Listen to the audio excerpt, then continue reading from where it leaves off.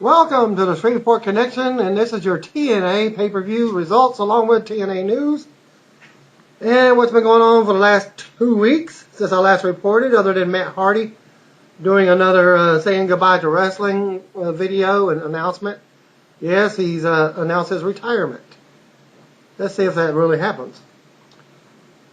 Okay, TNA Knockout Hooky, supposedly gone from the company as TNA didn't renew her contract. Well, in the last 2 weeks, they did. That's, right after she was removed from the TNA roster, she had changed her Twitter name to Becky_Bayless and wrote, "Good morning, Booskies. New day and new Twitter name. A big thank you to my TNA family and fans, but it's time to move on. Excited for what's next." TNA has released office worker Alita Ennis, who handled marketing and publicity in Orlando. The whole TNA roster was at last week's 2 weeks ago's tapings in Huntsville, Alabama, except for Crimson, Madison Rayne, and Ric Flair himself.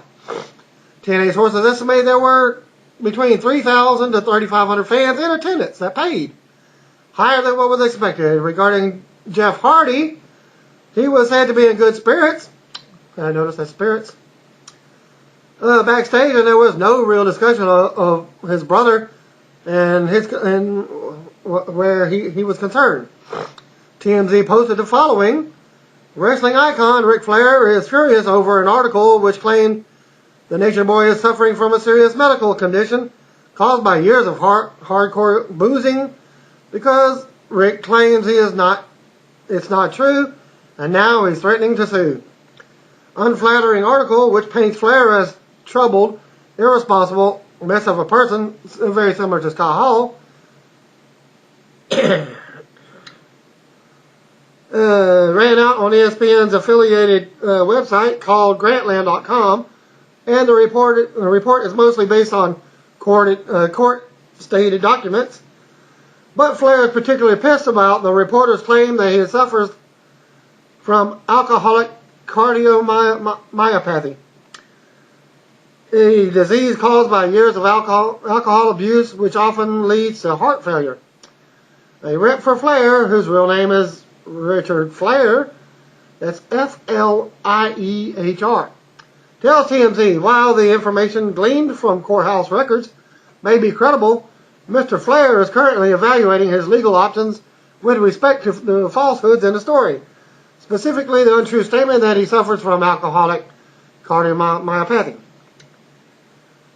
The rep adds, our client understands that these allegations are part of the territory when you are not only famous, but a living legend. Matt Hardy has checked in with another update on Twitter, saying he's gotten a brand new car and jokes around saying staying sober. And he is quoted by, "Was lucky enough to get a brand new car thanks to my pals. Help first song played by my XM radio was Sober by Tool. A sign, I do think." And you hear the fans in the audience. Here's my two dogs. Or they're just family members bitching and griping and moaning and complaining.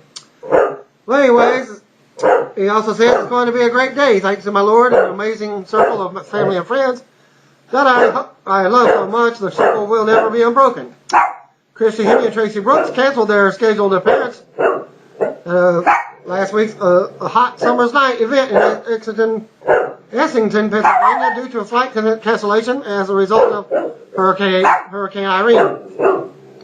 Trish Stratus and Angelina Love teased a confrontation at last weekend's Fan Expo Canada in Toronto, Ontario, as both former champions will be on hand for the annual pop culture event. Stratus wrote on her Twitter, "Can't wait for Fan Expo Canada, son. I hear Angelina Love is going to be there. Also hear she wants to fight me. Pound under Toronto Throwdown and pound Canuck Cuddle." TNA Knockout responded, "I'm there on Saturday, so maybe we can throw down then. and cuddle on Sunday. Love revealed last week on Twitter that her dream opponent is the 7-time WWE Women's Champion. Okay, other news. TNA executive producer Eric Bischoff now has a legal battle for the Buffalo Bill Cody beer name. Bischoff launched his version of the beer this summer. Meanwhile, Mike Darby's family owns Buffalo Bill's bar and claims that he is selling only Buffalo Bill beer. There's only one Buffalo Bill, so there's only one Buffalo Bill beer. Darby told the Wall Street Journal. Bischoff responded by saying, just because I don't like to fight doesn't mean I'm not good at it. You can read the full story on online WSJ.com. The TNA Impact taping for Huntsville, Alabama 8/8/2011 show ended with Jeff Hardy coming out to cut a promo, with the storyline being the network has given him the time. Hardy specifically mentioned the Victory Road pay-per-view, where he had personal issues that put the show into the toilet, commenting that he let the fans down, the company, and other wrestlers down also. He understood that he might be forgiven, but asked that everyone give him one more chance. But all he could do is ask. Okay. The crowd in Huntsville got behind Hardy, chanting one more chance in the background as he left the ring, placing the mic down in the ring before exiting the venue. The scene will close at it closed this past week's episode of September the 8th Impact Wrestling episode. Beer Money Inc.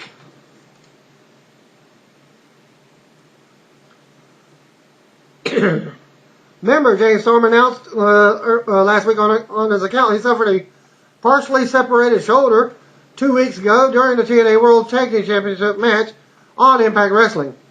Confirmed today, the next day, that Cowboy has a partial separation in his shoulder, which occurred during the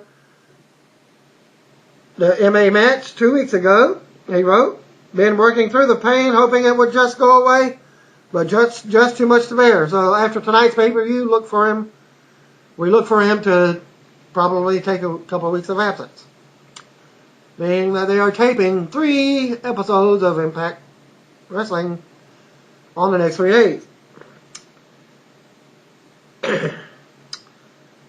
Okay, hoping it would just go away, not to have to take it easy. Could be out to 4 to 6 weeks. Damn my luck. If you're not familiar, he always tells everybody, sorry about your luck, sorry about your damn luck. Well, there's his damn luck. Even though that I like the dude personally, he's a pretty good fella. And good luck with your future repairs. The final 4 wrestlers of the Bound for Glory series concluded on this tonight's pay-per-view, as they had 2 matches, actually 3 matches, because it ended up in a tie, which I already knew this from previous reports and insiders also. In case of a tie, they will have a final match. Sudden death, so to speak. Okay, Bully Ray ranked number 1 with 49 points, followed by Robert Roode with 42 points. Also, Gunner had 42 points until the pay-per-view. James Storm had 40 points, but all 3 of them coming up to the pay-per-view, it actually said 42 points in a tie. Ray will face Storm in a semi-final match at No Surrender, while Roode squares off against Gunner. Now for Glory Series, finals takes place on the same night, and automatically be ranked number 1 contender for the world title.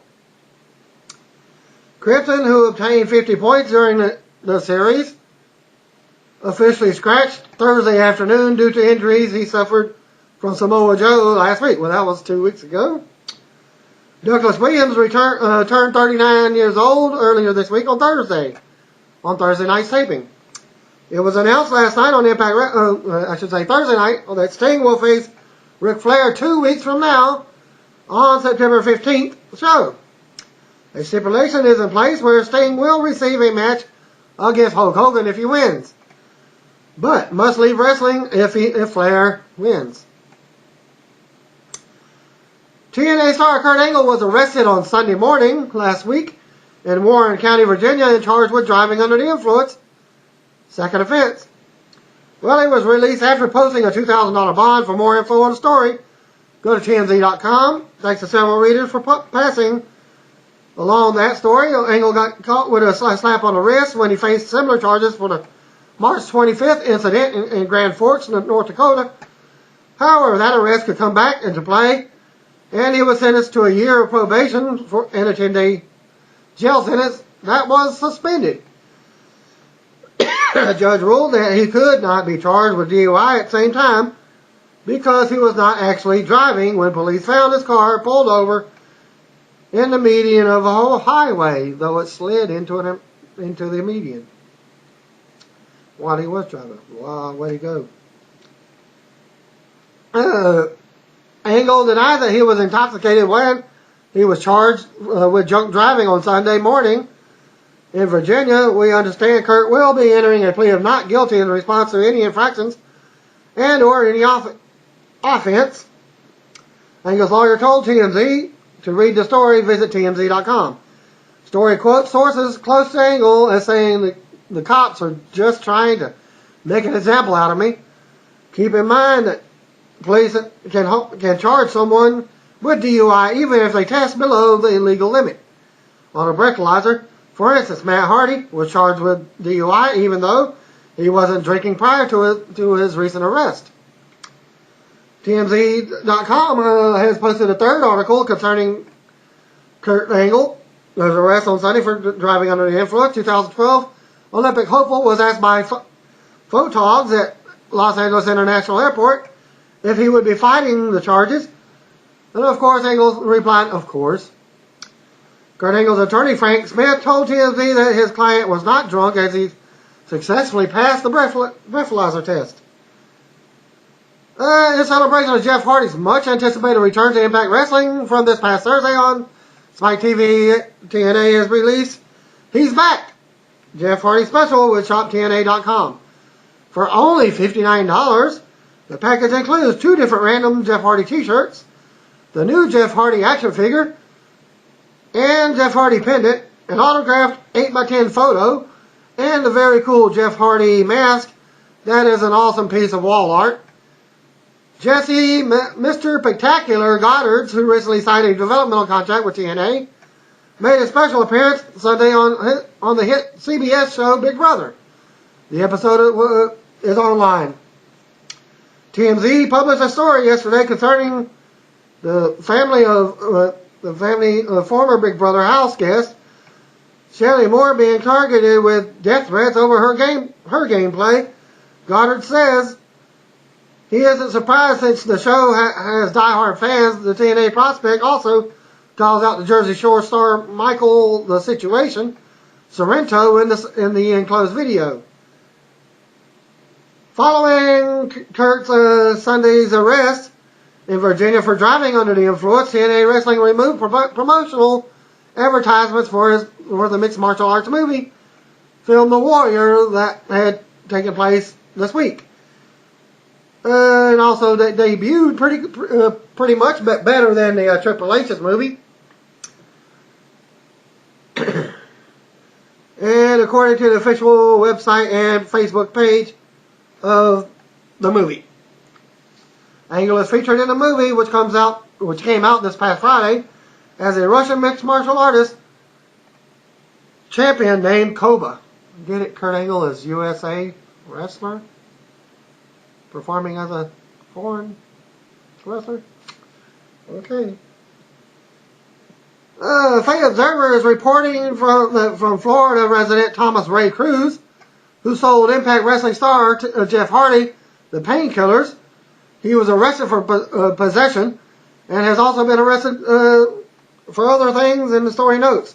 After a match in Florida, a fan named Thomas Ray Cruz met Hardy and offered to supply him with prescription pain pills, according to Van Camp. who made the report.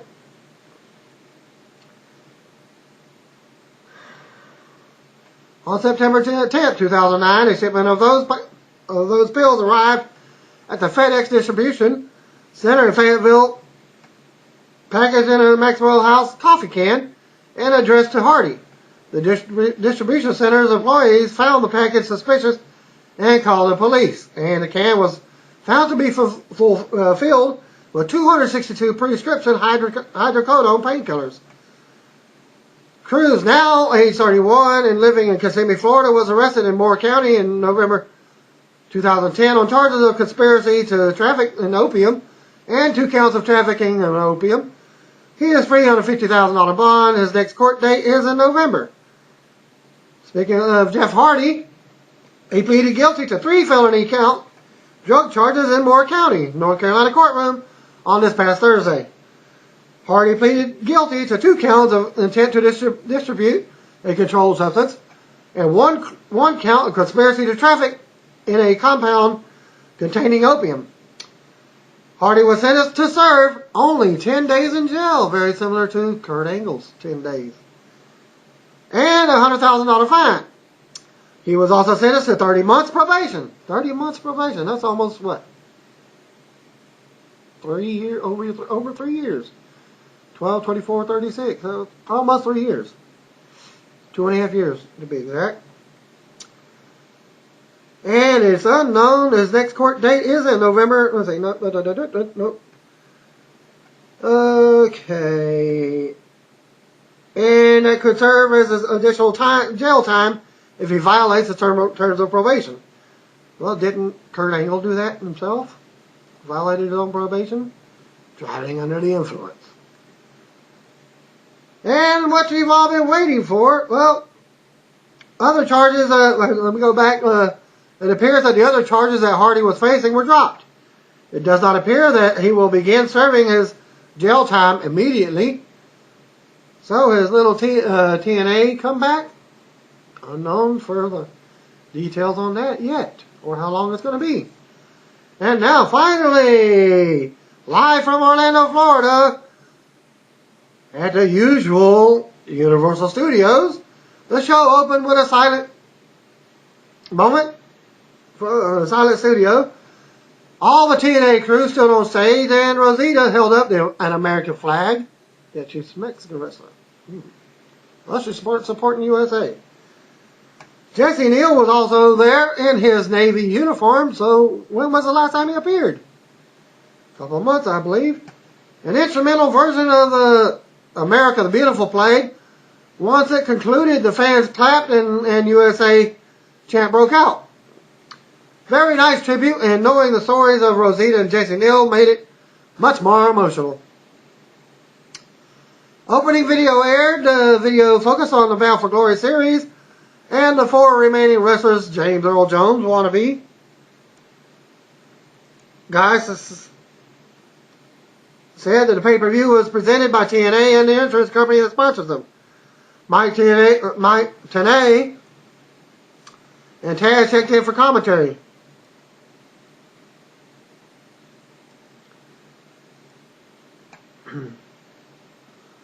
Okay, first match is JC Norton defeating Kid Cash to become the new #1 contender for the X Division title in 7 minutes 55 seconds. Sorensen brought out a football, signed it, and gave it to a kid at ringside. Late in the match, Sorensen hit an awkward front suplex from some kind and scored the pinfall. For those who haven't been keeping up on Sorensen, he was a high school quarterback in Texas for some reason. TNA sees this and as something that they can market. Though I'm high on his ability, the whole football thing makes me feel like I'm watching world's youngest Al Bundy as he consumes his high school football exploits and wonder if Kevin Green is going to make a comeback as well. Okay, I'm also wondering if Kevin Green signed wrestling boots and handed them out to fans during his NFL pregame introduction. Anyway, Sorensen is getting cheered by many men and women in the crowd, and if he can keep that going, he could become a real star. Backstage, Jeremy Borash interviewed Kurt Angle and Hulk Hogan. Angle threw a phony looking fit about not being prepared to face both Sting and Mr. Anderson. Hogan tried to calm him down and then asked Angle what the hell he wanted him to do about it. Angle stormed off and Hogan told him he should get ready. Match number 2, Bully Ray beat James Storm by DQ in a Bound for Glory series match in 11 minutes 40 seconds. Well, to catch up with Bully Ray's points scored, James Storm would have had to get a submission to even come close. Well, he fell short of his look. Like I said, Tenay was the one that said that he must win by submission in order to advance and move on in the series. After 8 minutes of ho-hum action, Bully Ray took a swig of Storm's beer and spat it into the eyes of Storm while referee James Jackson was distracted. Storm came back with a short time later with an armbar, but Ray barely reached over the ropes. Storm followed with a sharpshooter. Ray reached the ropes. Storm came back with a Fujiwara armbar. Ray countered into a roll-up for a 2 count. Later, Storm tried to spit beer at Ray, but Ray ducked, and when the beer went to the eyes of the ref, Storm applied another armbar, and Ray tapped. But referee did not see it, and James Jackson calls for the DQ because he hit the referee with the foreign object. Even though it's not foreign because he's seen it. He's seen the beer. I see the beer in my eyes. Okay. After the match, SoCal Val tried to interview Ray, who said, get out of my face, bitch. Ray asked the fans if they believe him now. I'm Bully Ray, he said 3 times. He declared himself to be the next World Heavyweight motherfucking freaking champion. Great. TNA wants to introduce another title. Wait, I get it. Never mind. Bad joke aside. It was cool to see Storm break out some different moves than we normally see from him. I hate seeing cheap finishes with deep in the Bound for Glory series, but it's par for the course in TNA. They set up a video of the TNA Knockout title match. Well, actually, they showed it. TNA read through the tail of the tape, which included talk of spitting blood and voodoo magic. There must be some new tape out there that tells them all tales. Match number 3, Winter with Angelina Love defeated Mickie James to win the TNA Knockouts title in 8 minutes 40 seconds with a traditional spit in the face. Now get this. This is forms of the Great Muda. Two colors of different mist.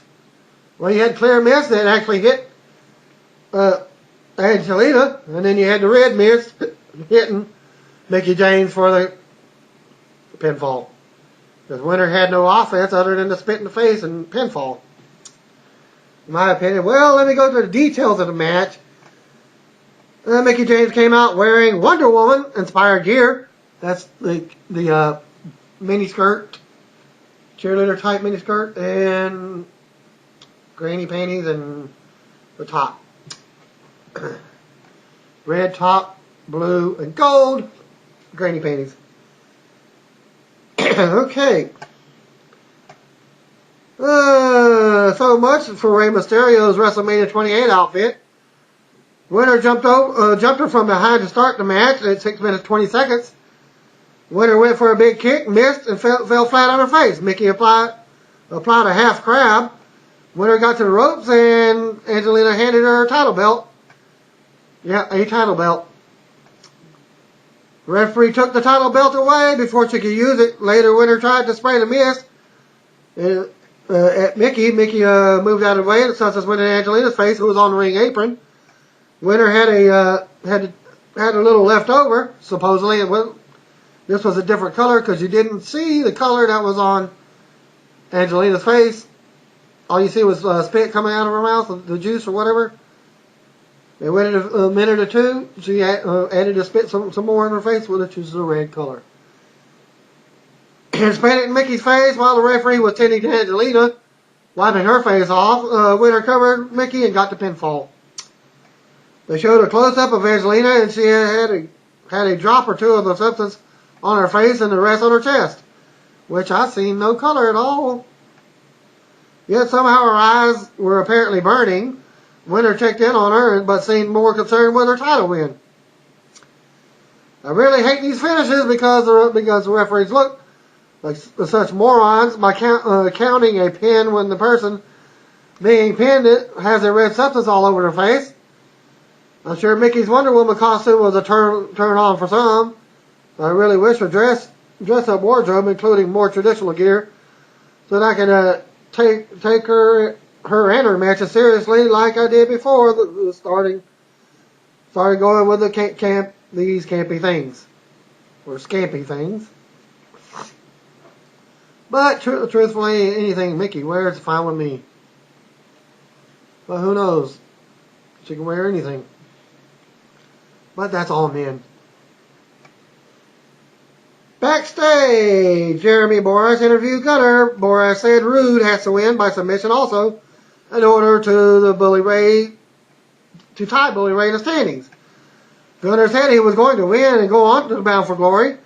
Bully Ray showed up and ordered the young boy, quote, not to give up under any circumstances.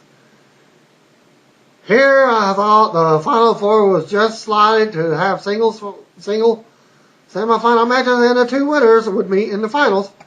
That was my understanding. There would be a no match. Well, guess what? I predicted this weeks ago.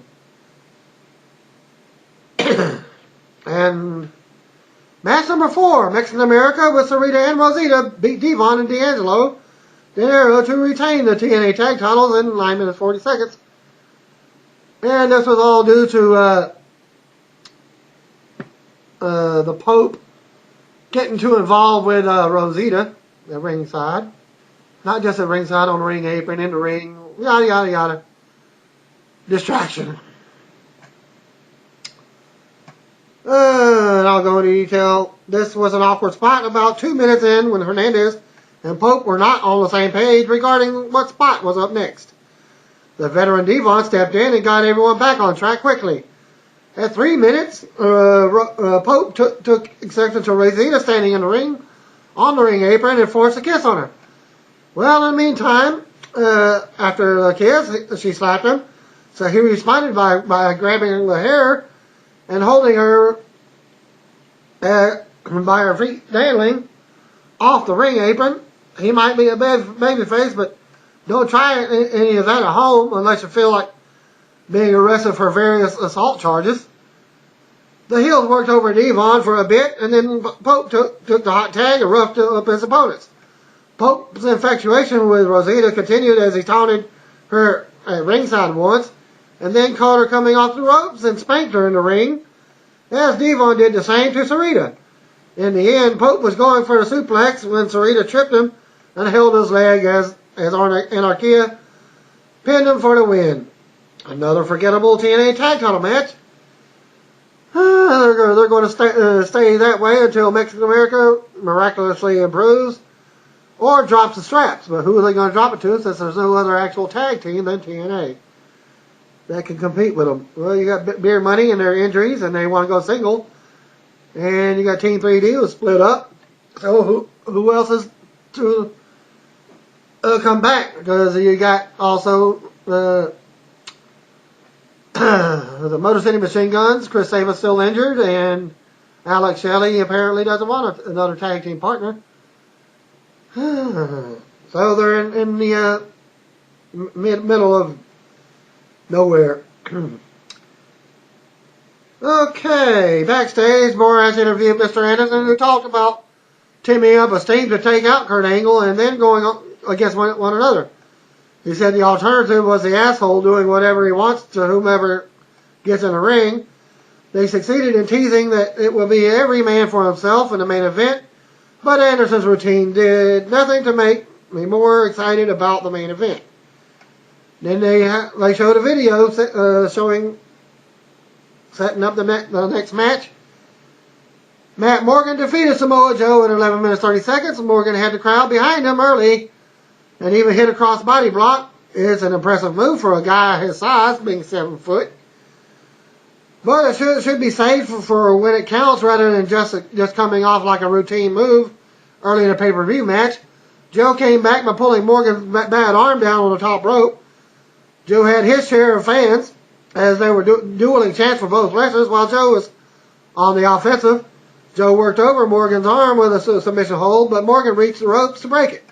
They traded punches and it appeared Joe got the better of it, but Morgan came back with a discus clothesline. Joe came back with a belly-to-belly suplex. Joe went for the rear naked choke at 9 minutes 30 seconds, but Morgan backed him into the corner to break it temporarily. Joe locked it in again, and this time got Morgan down. Morgan eventually put his foot on the ropes, which are red, white, and blue, to break the hold. Morgan came back with a carbon footprint and scored the clean pin. An odd choice of match styles. Given Joe's recent violent attacks and because he went after Morgan's injured arm, I expected more of a brawl rather than a wrestling match. It was also strange to have Morgan go over, given that he's had the arm injury. As out if he had lost, Joe just getting back to looking like a ruthless attack dog via those beatings he's been dishing out on Impact. But now he's like a guy who can only take advantage of weakened opponents and can't get it done in an actual match. Then they go backstage with Borash interviewing Bobby Roode and James Storms after Roode bombed with his "it pays to be rude" catchphrase. Storm stepped in and gave him a pep talk about beating Gunner and then going on to beat the fat piece of shit Bully Ray. Storm got the live crowd to chant, "Bobby, Bobby, Bobby." Bobby Roode defeated Gunner in the Bound for Glory semifinals match by submission in 11 minutes 55 seconds to tie to set up the new match that was supposedly not scheduled. Well, the TNA did announce it a few weeks ago. They forget these things. Some fans actually pay attention to the programming. Go figure. Well, okay, back to the match. Gunner was on the offensive early, and the live crowd was very quiet. The fans seemed to like Roode, as there were some scattered chants of his name in the background or beer money. Roode went after Gunner's arm to soften him up for the Fujiwara armbar, which is another form of the label lock. Tenay explained that both men needed the submission wins in order to tie Bully Ray in the standings, so Gunner was also going after Roode's arm at 10 minutes 10 seconds. Roode applied the Fujiwara armbar, but Gunner reached the ropes to break the hold. The fans were not on the edge of their seats in anticipation of that being the finish. Roode came back and applied the hold again. Taz sold it effectively by saying Gunner should just tap. Gunner nearly reached the ropes to break it again, but this time Roode pulled him back in the middle of the ring and got the submission win. Taz put over the heart that Gunner showed by not tapping out right away. And immediately after the match, while Roode is apparently on his up the rampway, Eric Bischoff's music played and he walked out on the stage.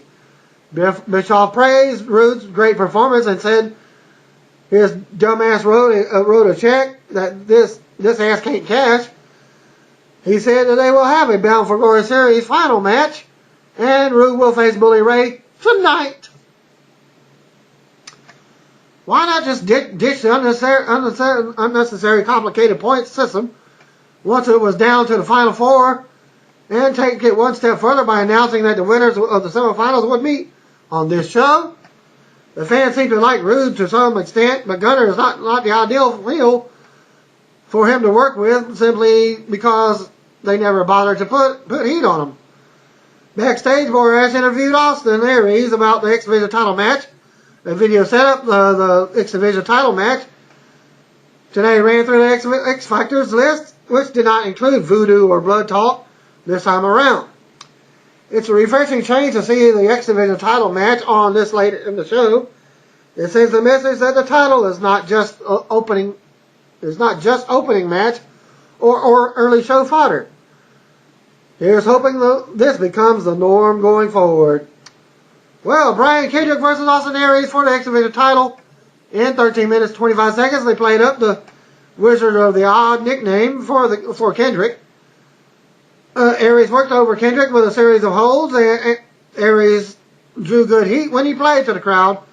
Kendrick caught him with a good kick in the corner, which Aries sold extremely well.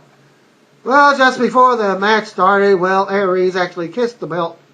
That kind of gave me the sign that he was going to win the X Division title tonight. Well, Kendrick performed a suicide dive onto Aries at ringside at 8 minutes and 5 seconds in the match, and then rolled him right back into the ring. Kendrick went up to hit a missile drop kick for a near fall that no one believed in. Kendrick followed up with a good tornado DDT and went for a cover, but Aries put his foot on the ropes. Kendrick went for the sliced bread, but Aries pushed him over the top, and Kendrick landed hard on the floor. Aries tried to follow up with a suicide dive of his own. Kendrick moved, and Aries crashes into the guardrail almost head first, but his chest actually hit the railing to protect his neck from actually getting injured. The fans chanted, "Holy crap, holy crap!" Or actually, holy shit. And rightfully so. 10 minutes 45 seconds in the match, Aries went for a corkscrew dive over the top rope and missed Kendrick on the floor. The announcers acknowledged that may have not gotten all that one. Back inside the ring, Aries hit a good running drop kick on Kendrick in the corner. Later, there was a hot series of moves that started with Aries missing a top rope flip, yet landing on his feet, and ultimately taking a wild suplex into a bridge for a near fall. Kendrick went for a sliced bread in the corner, but referee James Jackson was in the way. Aries kicked Kendrick a low blow, and that sets up the brainbuster for the 1-2-3. And that's your winner of the match and new X Division title holder, Austin Aries. Yep, that was a botched waiting spot on either one of them, because after the low blow, right in front of the referee, no DQ was called.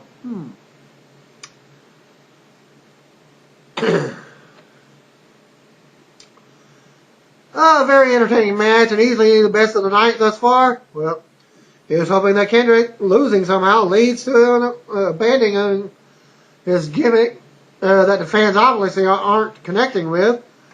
If they refuse to change the gimmick, then it's time to scrap the feud and let the strong heel Aries feud with a babyface that does connect with the fans, which could be your Alex Shelley coming up. Announcer spoke about the final of the BFG series going to overtime, they call it, which overtime is sudden death. Borash interviewed Bully Ray backstage. He said he didn't show up. He didn't show up anything. He would have to wrestle twice. He said he couldn't count on Gunner just like he couldn't count on Devon all those years. He said tonight is about winning one more match to earn the right to challenge for the TNA title. Ray boasted that Bound for Glory series is in Philadelphia. And said, right after he said to Philadelphia, there was a pause. And then he said his odds of beating Rude are pretty damn good. Ray said he heard Rude whining about his neck injury backstage, and now he plans to go after it. Ray said he's going to be the next TNA champion. And then it says something next. Bully Ray then makes his entrance. Rude came out and was met by Ray on the entrance ramp. Ray just jawed at him as the referee stepped in. Ray headed back to the ring. Jeremy Borash then handled the in-ring introductions. Match number 8. Bobby Roode defeated Bully Ray in the Bound for Glory series match in overtime in 12 minutes 30 seconds. The fans chanted Bobby right after the introduction. What a difference working with a strong heel makes. The fans continued to cheer for Roode consistently and popped when he applied the Fujiwara armbar the first time in 6 minutes 55 seconds, only to have Ray escape. Ray came back with a hot shot and clotheslines on the top rope at 8 minutes and 5 seconds. Ray went after Roode's neck just as he said he would with a neck breaker. Ray remained on offense and slapped Roode across the face and then taunted him in the corner, asking if he was going to fight. Ray spat into the air and caught it caught it in his mouth. Rude fired up, hit Ray with a series of punches. Ray came back and traded blows. Ray hit the bubble bomb at 12 minutes for a near fall. He went to the second rope and missed the back splash. Rude hit him with a spine buster and got the pin to win. Well, during the match, I thought, what's his name? Just talking about him, the match. Well, I forget. That's what happens. That was,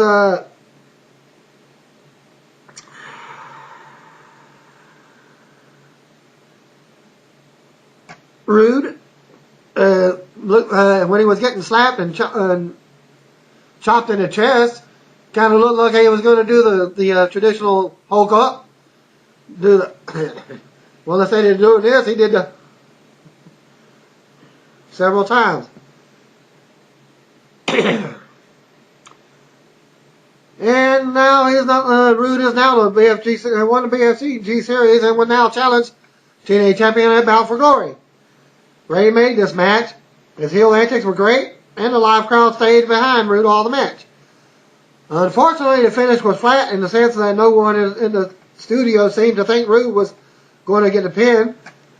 There was a momentary pause before the fans reacted because they were so surprised to see it in the end that way, which happens too frequently in TNA. Otherwise, it would have been a good match, and Bully Ray has to be considered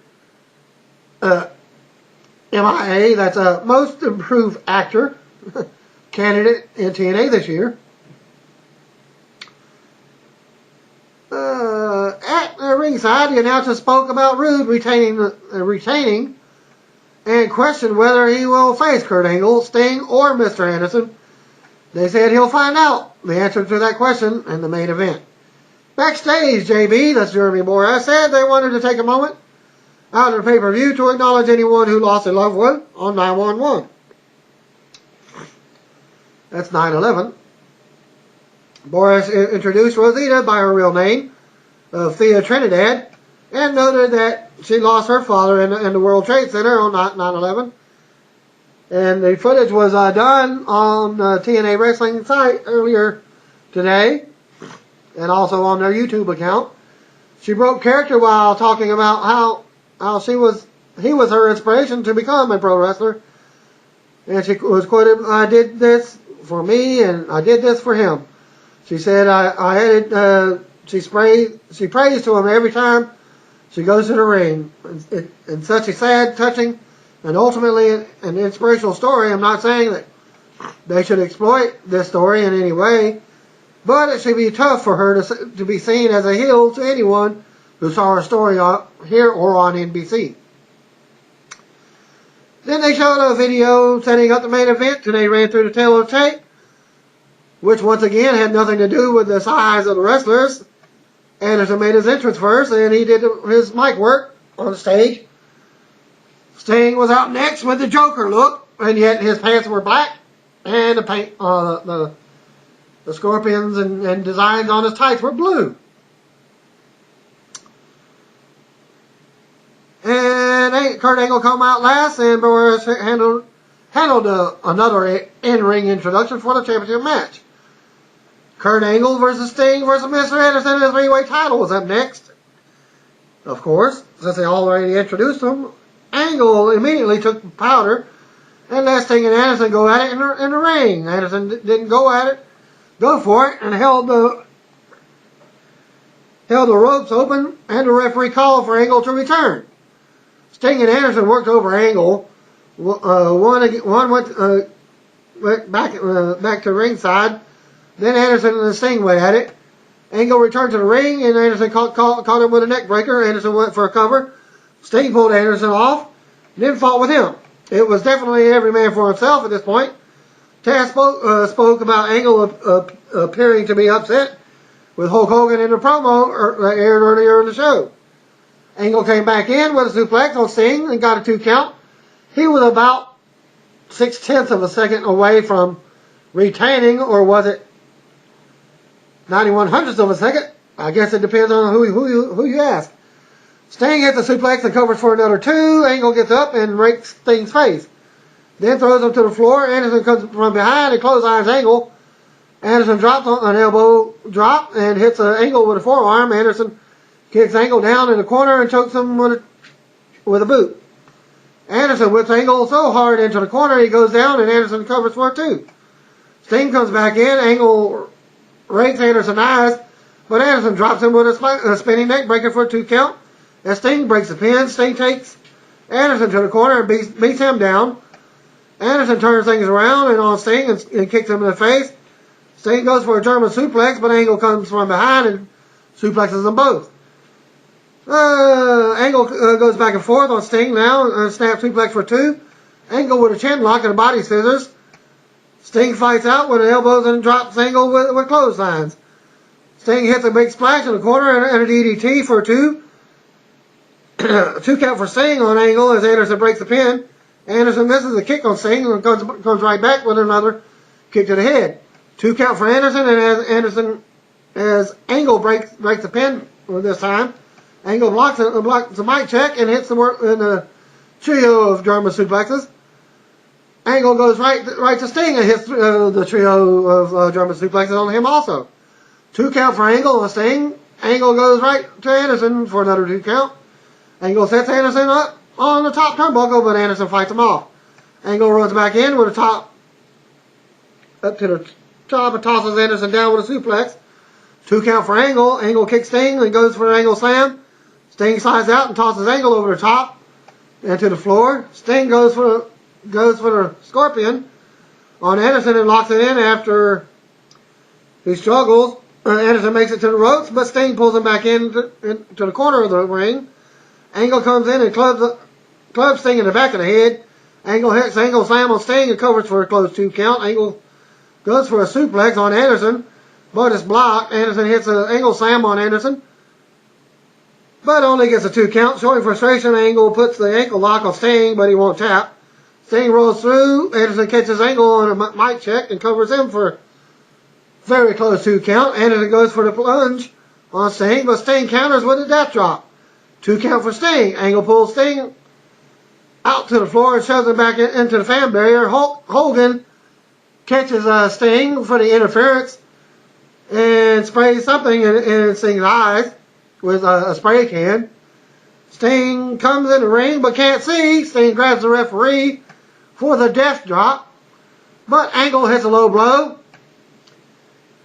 Well, there was a signal somewhere in there from the referee. Referee's tapping Sting to make sure he doesn't actually do the move for disqualification. And that causing Sting to just drop the referee instead of doing a move on him. Angle gets a win and retains the World Heavyweight title. So, what an ending for a pay-per-view match. But after the match, Hulk Hogan came in the ring to celebrate with Angle. Robert Roode versus Kurt Angle is on for the Bound for Glory main event in October. No Surrender goes off the air with Hogan holding the ropes open as Angle is stepping out, leaving the ring together. And then after the video footage stopped, the pay-per-view, they plugged another video in with RVD starting with a video, and then they immediately showed Stained. I couldn't catch the name of the song, and as they introduced the Bound for Glory date, being October 16th. And that ends my pay-per-view for tonight, this month's TNA.